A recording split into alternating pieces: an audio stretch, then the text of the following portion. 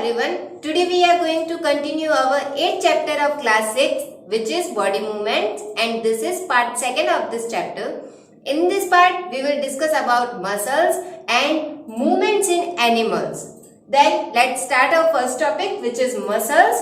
हमने first topic में क्या डिस्कस किया था कि जो ह्यूमन बॉडी में जो मूवमेंट्स हैं वो किसकी वजह से होती है। बॉइंट्स में जॉइंट्स प्रेजेंट होते हैं उनकी वजह से, और उन्हीं जॉइंट्स के टाइप्स भी हमने डिस्कस किए थे कि कौन कौन से टाइप से किस किस टाइप के मूवमेंट्स पॉसिबल होते हैं। लेकिन जो ये जॉइंट्स होते हैं उन जॉइंट्स में मूवमेंट्स को पॉसिबल कौन करता है, तो जो वो मूवमेंट्स होती है जॉइंट्स में वो किसकी वजह से होती है, मसल्स की वजह से। Then muscle is an elastic meaty tissue that makes up a large part of the body. सबसे पहले अगर मसल की बात करते हैं तो मसल क्या होता है ये जो इसकी प्रॉपर्टी है वो कैसी होती है, इलास्टिक होती है, एंड इट इज अ मीटी टिश्यू। टिश्यू मीनिंग क्या होता है कि जो फंडामेंटल यूनिट ऑफ लाइफ होती है सेल के ग्रुप को ही हम क्या कहते हैं, टिश्यू कहते हैं। तो जो मीटी टिश्यू मतलब कि जैसे वो मीटी टाइप होता है, एंड जो क्या करता है हमारी बॉडी का एक लार्ज पार्ट बनाता है muscles. Okay, skeleton can not move without muscles. अगर एक स्केलेटन है, अगर उस स्केलेटन के अंदर मसल्स अगर प्रेजेंट नहीं है तो विदाउट मसल्स उसके अंदर जो मूवमेंट है वो पॉसिबल नहीं होगी। Muscles work by contraction and relaxation. जो मसल्स हैं वो कैसे काम करती है, कॉन्ट्रैक्शन एंड रिलैक्सेशन के बेसिस पे। When contracted, the muscle becomes shorter, stiffer and thicker. It pulls the bone. जब मसल्स क्या होती है, कॉन्ट्रैक्ट होती हैं, तो वो मसल कैसी बन जाती है, शॉर्ट, स्टीफर दैट मीन्स टफ हो जाती है, एंड थिकर मतलब थिक हो जाती है, and it pools the bone, और ये बोन को क्या करती है, पुल करती है। Muscles work in pairs. जो भी मसल होती है वो एक सिंगल मसल कभी भी काम नहीं करती है। मसल जो भी अपना वर्क है वो पेयर्स में करती है। When one of them contracts, the bone is pulled in that direction.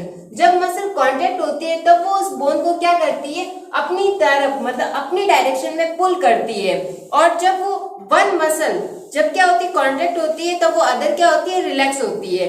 जब उस बोन को हमें वापस क्या करना है, उसकी ओरिजिनल पोजीशन पे लाना है, तो हम क्या करेंगे, जो मसल रिलैक्स थी वो क्या हो जाएगी, कॉन्ट्रैक्ट, एंड जो कॉन्ट्रैक्ट थी वो क्या हो जाएगी, रिलैक्स। तो कॉन्ट्रैक्शन एंड रिलैक्सेशन के बेसिस पे जो मसल है वो वर्क करती है। A muscle can only pull, it can not push. जो मसल है वो सिर्फ पुल करती है बोन को, वो कभी भी उसे पुश नहीं करती है। तो इन सभी पॉइंट से हमने क्या डिस्कस किए, जो मसल की जो थ्योरी थी एक्चुअली में वो डिस्कस की, बट जो मसल का जो कॉन्ट्रैक्शन एंड जो रिलैक्सेशन के बेसिस पे जो वर्क है वो एक्चुअली में होता कैसे है, तो उसको हम एक एग्जांपल से समझते हैं। जैसे कि हमारा ये हैंड है, तो आप इस हैंड को क्या करोगे, जब एल्बो वाले पार्ट से इसको फोल्ड करोगे तब आप ऑब्जर्व करोगे कि जो आपके एल्बो एंड जो शोल्डर का जो उसके बीच में जो मिडिल पार्ट है वो क्या हो गया है, मतलब बल्स वो उभर गया है। और आप जब उसको अपने फिंगर से टच करके ऑब्जर्व करोगे तब आपको फील होगा कि वो पार्ट, जब ये पार्ट ऐसे था उसके कंपैरिजन में जब वो ऐसे हुआ तो वो क्या हो गया है, शॉर्टर एंड वो थिकर हो गया है। तो वो क्यों हुआ, क्योंकि हमारे यहाँ पे क्या प्रेजेंट होती है, मसल्स होती है। तो जब हमने इसको फोल्ड किया तो जो अपर मसल थी वो क्या हो गई, कॉन्ट्रैक्ट हो गई। कॉन्ट्रैक्ट होने की वजह से वो क्या हो गई, शॉर्ट एंड स्टीफर हो गई। बट जो लोअर मसल थी वो क्या हो गई, रिलैक्स हो गई। तो जब आपने इसको क्या किया, फोल्ड किया, तो अपर मसल ने क्या, अपर मसल कॉन्ट्रैक्ट हुई थी और उसने कॉन्ट्रैक्ट होके क्या किया, उस जो ये बोन थी उसको अपनी तरफ पुल किया। इसने अपनी तरफ पुल किया तभी तो ये एल्बो फोल्ड हो गया, वरना ये फोल्ड नहीं होता अगर ये मसल इसको अपनी तरफ पुल नहीं करती। तो जब ये वापस से रिलैक्स होगी, जब आप इसको अनफोल्ड करोगे तो अपर मसल जो क्या होगी, रिलैक्स हो जाएगी, और लोअर मसल क्या हो जाएगी, कॉन्ट्रैक्ट। तो जब ये क्या होगी, मतलब रिलैक्स हो जाएगी अपर मसल, तो ये जो अपना हैंड है वो वापस से ओरिजिनल पोजीशन पे आ जाएगा।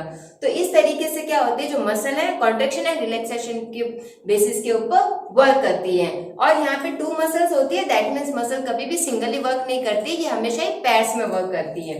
Then these are muscles. तो ये था मसल का पार्ट जो कि किसके रिलेटेड था, जो कि हमने जॉइंट्स एंड बोन्स पढ़े थे। उनके अंदर जो मूवमेंट होती है वो मूवमेंट किसकी वजह से होते हैं, वो मूवमेंट सिर्फ मसल्स की वजह से होती है, क्योंकि जॉइंट्स के साथ में मसल्स भी प्रेजेंट होती है। मसल कॉन्टैक्ट एंड रिलैक्स होती है, इसी की वजह से वो बोन को अपनी तरफ पुल करती है एंड वापस से उसको अपनी ओरिजिनल पोजीशन पे छोड़ देती है। लेकिन जो लास्ट पॉइंट था, muscle can only pull, it can not push.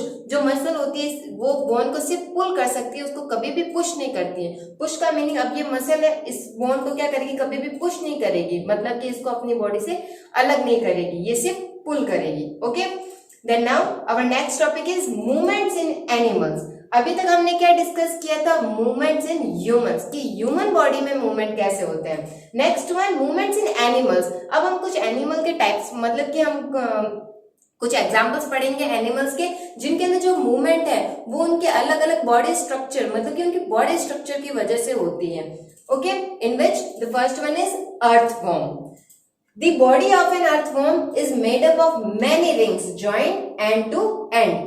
जो अर्थवॉर्म की बॉडी होती है वो कैसे बनी हुई होती है, तो अर्थवॉर्म की जो बॉडी होती है वो मैनी रिंग्स, मतलब कई सारे रिंग से बनी हुई होती है। और जो ये रिंग्स होती है वो क्या होती है, आपस में एंड टू एंड जुड़ी हुई होती है। मतलब कि जो अर्थवॉर्म है ऐसे कई सारे रिंग्स होगी, ये रिंग्स आपस में जुड़ी हुई होगी, और इसी तरीके से जो अर्थवॉर्म की बॉडी है वो बनी हुई होती है। And earthworm does not have bones. Earthworm के जो इंटरनल स्ट्रक्चर है उसके अंदर एक भी बोन प्रेजेंट नहीं होती है। It has muscles which have to extend and shorten the body. जो अर्थवॉर्म है वो सिर्फ उसके अंदर मसल्स प्रेजेंट होती है, और यही जो मसल्स है वो उसको एक्सटेंड होने में और उसकी बॉडी के शॉर्टन होने में अर्थवॉर्म की हेल्प करती है। Its movement is very slow and it is due to contractions and expansions of its body muscles. जो अर्थवॉर्म का जो मूवमेंट है वो क्या होती है, बहुत ही ज्यादा स्लो होती है, मतलब वो फास्टली मूव नहीं करता है। जो अर्थवॉर्म है वो बहुत ही स्लो मूवमेंट करता है, और जो ये स्लो मूवमेंट है वो किसकी वजह से होता है, उसकी बॉडी के कॉन्ट्रेक्शन एंड एक्सपेंशन से। जो अर्थवॉर्म होता है वो कैसे मूव करता है, तो अर्थवॉर्म की जो बॉडी है, जैसे फॉर एग्जाम्पल ये अर्थवॉर्म की बॉडी है, तो जो अर्थवॉर्म की बॉडी है वो क्या करेगा, सबसे पहले वो अपने जो फ्रंट पार्ट है उसको क्या करेगा, आगे एक्सटेंड करेगा, और जो उसका लास्ट एंड है उसको क्या करेगा, ग्राउंड के साथ में स्टिक रखेगा। जब इसने अपने इसको फिक्स किया, इसको एक्सटेंड किया, फिर ये क्या करेगा, अपने जो फ्रंट पार्ट है उसको क्या करेगा फिक्स, और जो इसका लोअर जो एंड पार्ट था उसको फिर से क्या कर देगा, कॉन्ट्रैक्ट। फिर से वो अपने फ्रंट पार्ट को क्या करेगा, एक्सटेंड, और अपने क्या कर देगा, फिर वैसे इसी तरीके से कॉन्ट्रैक्शन एंड एक्सपेंशन की प्रोसेस होती है, और उसी की वजह से जो मूवमेंट है अर्थवॉर्म में वो होती है। अगर सिंपली बात करें तो जैसे ये अर्थवॉर्म है तो वो कैसे करता है, ऐसे मूवमेंट करता है। ओके, जैसे ये फ्रंट पार्ट है तो फ्रंट पार्ट को क्या करेगा, ये एक्सटेंड करेगा, फिर अपने फ्रंट पार्ट को क्या करेगा, कॉन्ट्रैक्ट, और लोअर जो एंड पार्ट था उसको क्या करेगा, एक्सटेंड। इसी तरीके से कॉन्ट्रैक्शन एंड एक्सपेंशन होता है अर्थवॉर्म में। Its body secretes a slimy substance to help the movement. जो अर्थवॉर्म की बॉडी होती है वो क्या करती है, एक स्लिमी सब्सटेंस को सीक्रेट करती है, और इसी स्लिमी सब्सटेंस की वजह से जो अर्थवॉर्म की बॉडी है वो मूवमेंट कर पाती है। Under its body it has a large number of tiny bristles projecting out. जो इसकी बॉडी होती है उसके अंदर क्या होते हैं, लार्ज नंबर, मतलब कि कई नंबर्स में जो टाइनी ब्रिस्टल्स का मीनिंग है हेड लाइक स्ट्रक्चर्स, जो कि प्रोजेक्टिंग आउट, मतलब कि जो अर्थवॉर्म की बॉडी होती है उसकी बाहर की तरफ ब्रिस्टल्स होते हैं, वो भी कई सारे नंबर्स, लार्ज नंबर्स में प्रेजेंट होते हैं। ओके, और ब्रिस्टल्स क्या होता है, head like structures.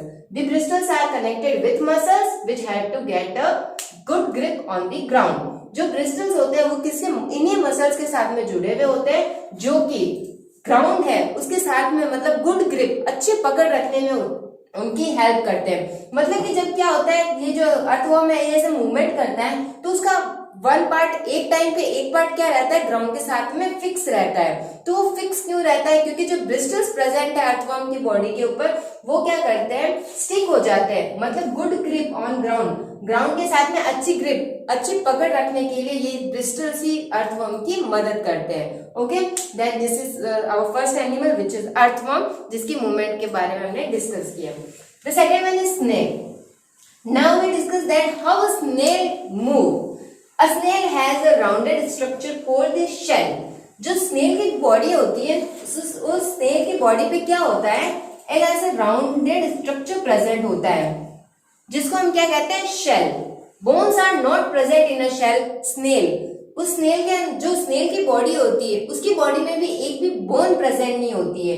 It moves very slowly. जो स्नेल होता है उसकी मूवमेंट भी क्या होती है, बहुत ही ज्यादा स्लो होती है। It deposits a little fluid at its front end and walk smoothly over this fluid. Earthworm की तरह ही जो स्नेल है वो क्या करता है कि जो लिटिल फ्लूइड मतलब कि ये जो अपना फ्रंट एंड है, जो अपने जो फ्रंट एंड है उसके ऊपर क्या करता है, फ्लूइड होता है, उसको सीक्रेट करता है, उसको डिपोजिट करता है और उसी फ्लूइड की हेल्प से वो क्या करता है, उस फ्लूइड के मतलब कि इस फ्लूइड के होने की वजह से वो स्मूथली वॉक कर सकता है। The snail is drag along with the foot. जो स्नेल होता है वो क्या करता है, ड्रैगिंग मतलब वो ड्रैग करता है, वो चलता नहीं है। तो जब वो ड्रैग करता है तो जब वो अपने फुट के साथ में ड्रैग करता है तो जो उसका शेल होता है वो भी उसके साथ में ड्रैग करता है, क्योंकि जो as the shell can not move by itself, क्योंकि जो उसका शेल होता है वो उसकी बॉडी से अटैच होता है, जो कि इटसेल्फ वो खुद क्या कर सकता है, मूव नहीं कर सकता। तो एक्चुअली में देखो इस कंप्लेंट का मीनिंग क्या है कि जो ये स्नेल होता है उससे स्नेल के क्या प्रेजेंट होता है, राउंडेड स्ट्रक्चर शेल प्रेजेंट होती है। जब वो क्या करता है, मूवमेंट करता है तो वो क्या करता है, जो यहाँ पे एक ओपन यहाँ पे हॉल प्रेजेंट होता है उसमें से ये क्या करता है, जो अपने फुट है सॉफ्ट फुट को क्या करता है, बाहर निकालता है। जब वो फुट को बाहर निकालता है तो उस फुट के ऊपर वो क्या डिपोजिट करता है, फ्लूइड डिपोजिट करता है। फ्लूइड डिपोजिट करने की वजह से क्या होता है कि जो वो उसका मूवमेंट है वो स्मूथली हो सकता है। उस फ्लूइड की वजह से वो क्या करता है, स्मूथली मूवमेंट करता है। लेकिन जो इसके बॉडी के ऊपर जो ये शेल प्रेजेंट होता है वो भी इसके साथ में मूव करता है, उसके फुट के साथ में।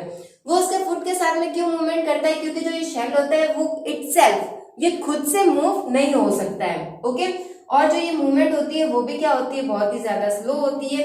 बट इन जो कंपैरिजन जैसे अर्थवर्म मूव करता है कॉन्ट्रैक्शन एंड रिलैक्सेशन, मतलब जो कॉन्ट्रैक्शन एंड एक्सपेंशन से, उसी तरीके से जो स्नेल है वो भी मूवमेंट करता है। अर्थवर्म के कंपैरिजन में जो स्नेल की मूवमेंट है वो क्या होती है, बहुत ही ज्यादा स्लो होती है। Then this is the second animal जिसके पास जिसकी जो मूवमेंट थी उसको डिस्कस किया। And now the third one is cockroach. Cockroach is walk and climb as well as fly in air. जो कॉकरोच होते हैं वो वॉक एंड क्लाइंब तो कर सकते हैं, लेकिन वॉक करने के साथ साथ में वो क्या कर सकते हैं, फ्लाई भी कर सकते हैं। They have 3 pairs of legs, these help in walking। जो कॉकरोच होते हैं उनके पास क्या होते हैं, जो लेग्स होते हैं वो 3 pairs में प्रेजेंट होते हैं and these help in walking। और इन्हीं लेग्स की हेल्प से जो कॉकरोच है वो वॉक कर सकते हैं। The body is covered with a hard outer skeleton। जो कॉकरोचेस की जो बॉडी होती है वो किससे कवर होती है, हार्ड स्केलेटन से, which is made of number of plates joint together and that permits movement. और जो इनका हार्ड स्केलेटन पार्ट होता है वो किससे बना हुआ होता है, कई सारी प्लेट से बना हुआ होता है। और जो ये प्लेट्स होती है वो क्या होती है, आपस में जॉइंट होती है। और इन्हीं प्लेट्स की वजह से जो मूवमेंट है वो क्या पॉसिबल होती है कॉकरोचेस में। जैसे कि जो अर्थवर्म था वो क्या था, नंबर ऑफ रिंग्स से बना हुआ था। वो जो नंबर ऑफ रिंग्स थी वो क्या थी, आपस में जॉइंट थी। उसी तरीके से जो कॉकरोच होता है उसका जो आउटर स्केलेटन होता है वो भी नंबर ऑफ प्लेट से बना हुआ होता है और ये प्लेट्स आपस में जॉइंट होती है, जिसकी वजह से जो मूवमेंट है वो पॉसिबल होती है। There are 2 pairs of wings attached to the body behind head। जो कॉकरोच का जो हेड होता है उसके बिहाइंड में जो विंग्स हैं वो भी प्रेजेंट होते हैं कॉकरोचेस की बॉडी में। वो और जो विंग्स होते हैं वो कितने नंबर ऑफ पेयर्स में प्रेजेंट होते हैं, 2 pairs में। They have distinct muscles. जो कॉकरोचेस होते हैं उनके पास क्या होती है, मतलब डिस्टिंक्ट मसल्स होते हैं। Those near the legs move the legs for walking. जो लेग्स के जो नियर मसल्स होती है वो क्या करती है, उन लेग को मतलब जो लेग्स में जो वॉकिंग के लिए जो मूवमेंट होती है उसको पॉसिबल करती है। And the body muscles move the wings when it flies. और जो बॉडी मसल्स होती हैं वो क्या करती है, जो विंग्स है उनके अंदर मूवमेंट को पॉसिबल करती है जब ये कॉकरोचेस क्या करते हैं, फ्लाई करते हैं। ओके, तो जो मूवमेंट है कॉकरोचेस में वो किसकी हेल्प से होती है, जो वॉकिंग है वो उनके 3 pairs ऑफ लेग्स की हेल्प से होती है एंड जो फ्लाई करते हैं वो किसकी हेल्प से करते हैं, विंग्स की हेल्प से। 4th one is birds. जो बर्ड्स हैं वो क्या कर सकते हैं, birds fly in the air, walk on the ground and swim in the water.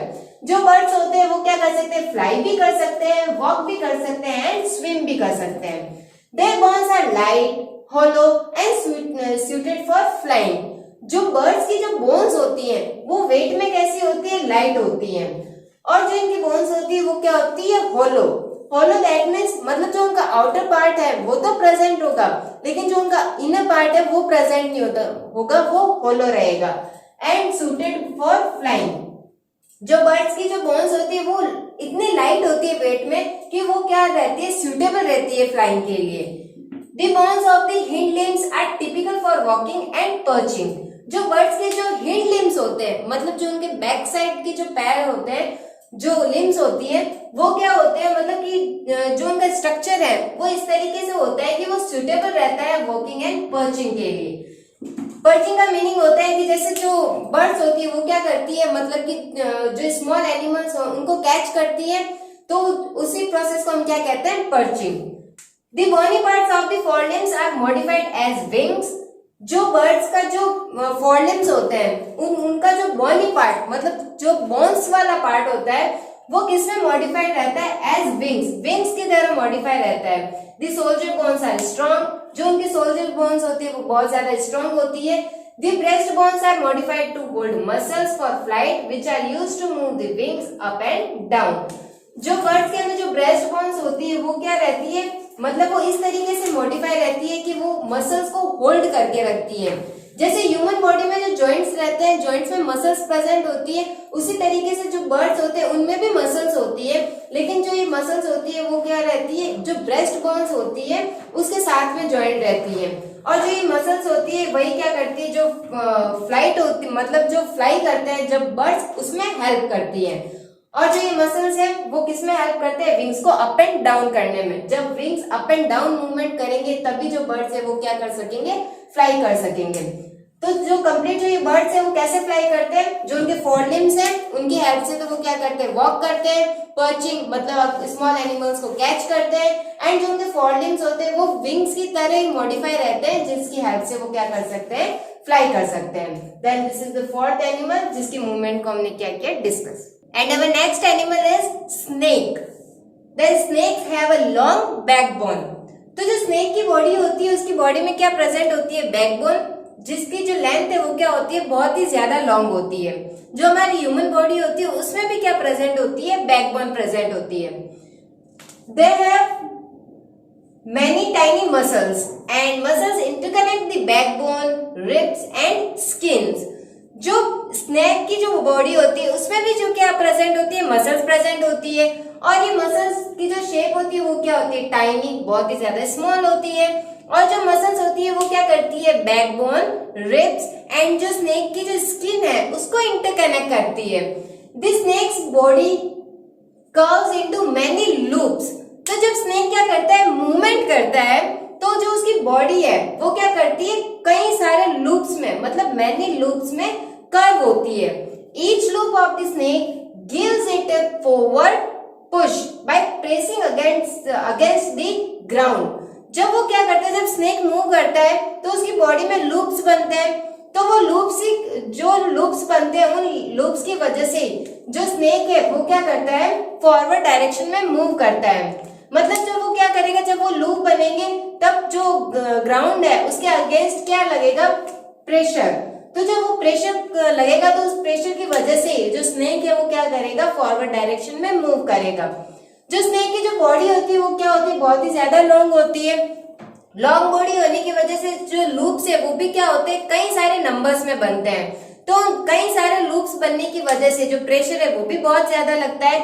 इसी वजह से the snake moves forward very fast and not in a straight line. इसी वजह से जो स्नेक है वो क्या करता है, बहुत ही ज्यादा फास्ट मूवमेंट करता है, लेकिन स्ट्रेट लाइन में नहीं करता है, क्योंकि जो स्नेक है वो कैसे लूप कर्व शेप में क्या करता है, मूवमेंट करता है।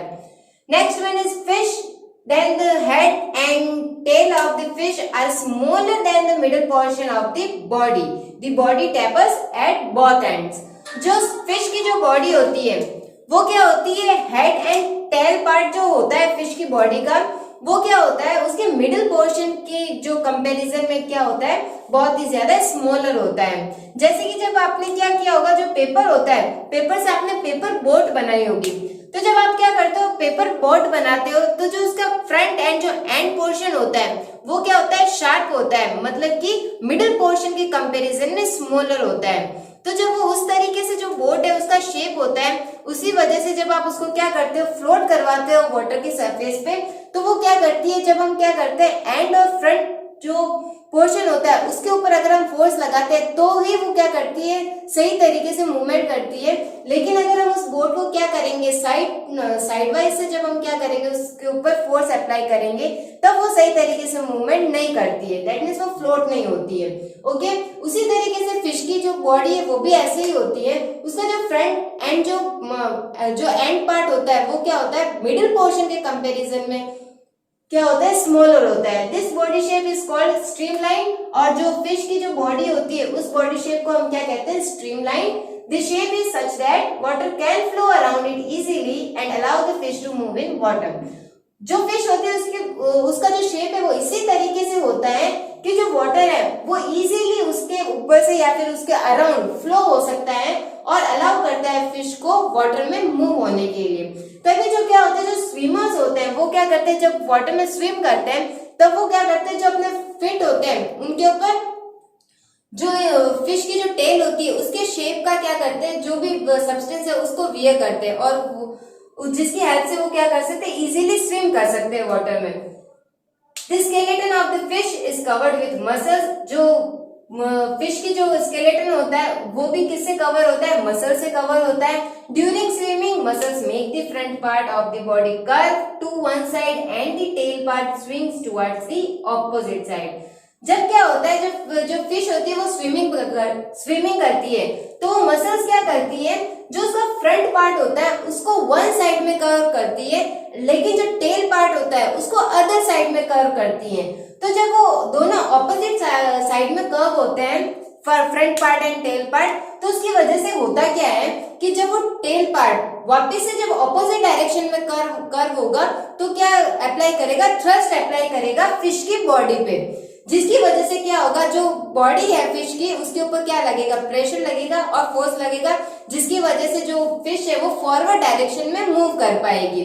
मतलब कि हुआ क्या, जैसे कि ये फिश की बॉडी है, उस फिश की बॉडी क्या होती है, जो हेड पार्ट है वो अगर वन साइड में अगर मूव करता है तो उसका टेल पार्ट अदर साइड में मूव करता है। फिर से जब वो मूवमेंट करेगी तो जो उसका फ्रंट जो पार्ट था वो क्या हो जाएगा, अदर साइड में मूव हो जाएगा, एंड जो टेल पार्ट है वो ऑपोजिट डायरेक्शन में मूव हो जाएगा, जिसकी वजह से उसके प्रेशर लगेगा और जो फिश है वो क्या कर पाएगी, मूवमेंट। ओके, तो इस तरीके से जो फिश की बॉडी है वो क्या कर पाती है, मूवमेंट कर पाती है। Then this is the sixth animal जिसकी जो हमने मूवमेंट है वो डिस्कस किया। Then with this topic our part second is now completed. Thank you.